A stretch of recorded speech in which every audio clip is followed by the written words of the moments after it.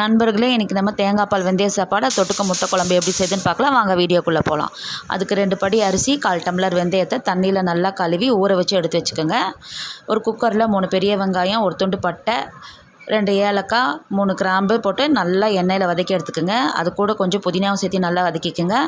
அது வதங்கினதுக்கப்புறம் 3 ஸ்பூன் இஞ்சி பூண்டு பேஸ்ட்டு போட்டு கொஞ்சமாக உப்பு போட்டு நல்லா கிளறி நல்லா வதக்கி எடுத்துக்கோங்க. அது நல்லா வதங்கினதுக்கப்புறம் நான் கழுவி வச்ச அரிசியை அது கூட சேர்த்து நல்லா கிளறி எடுத்துக்கோங்க. ஏன் அது கூட முன்னாடியே சேர்த்துட்டேன்னா அடி பிடிக்காமல் இருக்கிறதுக்கு தான் நான் அப்படி போட்டு வச்சுருக்கேன்.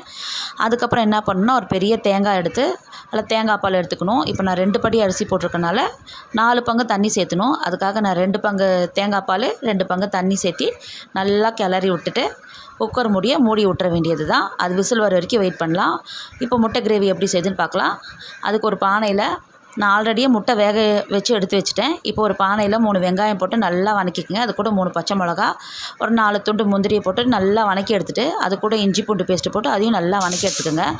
அதை வதங்கி எடுத்து ஒரு ஆற விடுங்க கொஞ்சம் நேரம் தட்டில். அது வரைக்கும் நம்ம முட்டை மேலே கொஞ்சம் உப்பு, மிளகாத்தூள், மஞ்சத்தூள் போட்டு நல்லா கிளறி எடுத்துக்கலாம்.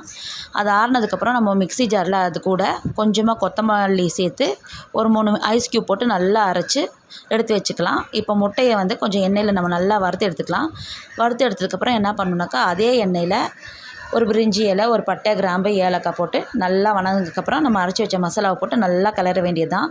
கிளறி நல்லா கொதிக்க வரணும். அது கொதி வரதுக்கு முன்னாடி நம்ம என்ன பண்ணணுன்னாக்கா, 1/2 ஸ்பூனு காரத்துக்கு ஏற்ற மாதிரி மிளகாத்தூள், கொஞ்சம் மஞ்சத்தூள், கொஞ்சம் ஜீரகப்பொடியை போட்டு நல்லா கிளறிக்கிங்க. கிளறினதுக்கப்புறம் கொஞ்சம் கொட்டுறால கொஞ்சமாக தயிர் சேர்த்து நல்லா கிளறிக்கிங்க. கிளறி கொஞ்சம் வேக விட்டுருங்க. அதுக்கப்புறம் சாப்பாடு வெந்துருச்சு. அது மேலே கொஞ்சம் கொத்தமல்லி தூவி எடுத்துக்கலாம்.